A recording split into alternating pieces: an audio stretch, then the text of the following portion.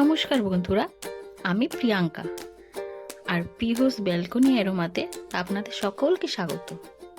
আজকে আমি বানাতে চলেছি নেপালের ফেমাস রান্না চুকাউনি। আর এই চুকাউনি রান্না করতে গিয়ে আমার সাথে কি দুর্ঘটনা ঘটে গেল সেটাও আপনাদের সাথে শেয়ার করতে চলেছি। তো চলুন শুরু করা যাক আজকের রান্না। এটা রান্না করতে খুবই সামান্য উপকরণ আর অল্প সময় লাগে। যদি আপনারা পারেন তো বাড়িতে একবার অবশ্যই ট্রাই করবেন। আমারও এটা ফার্স্ট টাইম, আমি ইউটিউব দেখে এটা ট্রাই করলাম। খেতে দারুণ স্বাদ ছিল। প্রথমে একটা বাটিতে জিরের গুঁড়ো আর বিট নুন দিয়ে টক দইটাকে ভালো করে ফেটিয়ে নেবেন। আমি এখানে 200 গ্রামের মতো টক দই নিয়েছি।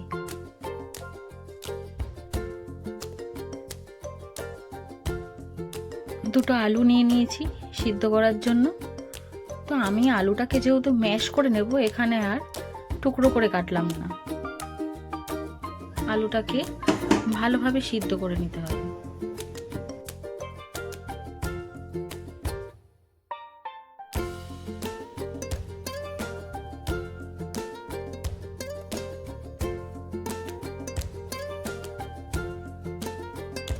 অন্যদিকে দুটো পেঁয়াজ, কিছুটা পরিমাণে কাঁচা লঙ্কা আর ধনেপাতা, কয়েক কোয়া রসুন,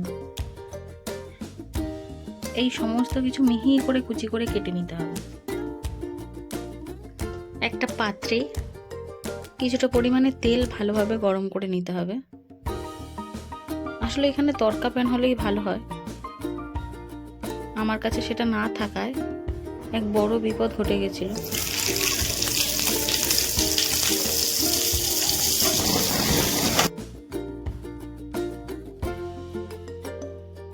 তেল গরম হওয়ার পর যখন আমি জিরেটা দিয়ে গ্যাসটা পুড়ে যাচ্ছে বলে গ্যাসটা বন্ধ করতে যাই আর আগুন ধরে যায়।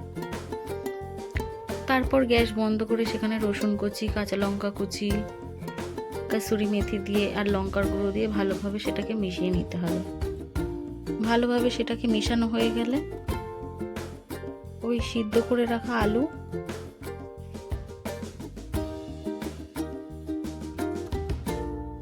পেঁয়াজ কুচি এই টক দইটার মধ্যে দিতে হবে। দিয়ে এই তরকাটা তার মধ্যে ঢেলে দিতে হবে। এবার সব উপকরণগুলোকে ভালোভাবে মিশিয়ে নিতে হবে। মিশিয়ে নিয়ে ওপর থেকে ধনেপাতা কুচি ছিটিয়ে ভাতের সাথে বা গরম রুটির সাথে, পরোটার সাথে, যে কোনো কিছুর সাথে খেতে পারবেন।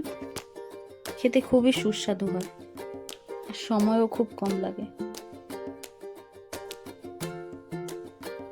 রেসিপিটা আপনাদের ভালো লেগে থাকলে অবশ্যই আমাকে একটা লাইক, কমেন্ট করে যেতে ভুলবেন না।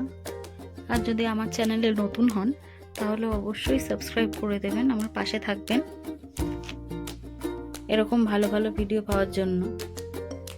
আর এটা একবার অবশ্যই বাড়িতে ট্রাই করে দেখবেন, খুবই সুস্বাদু হয় খেতে।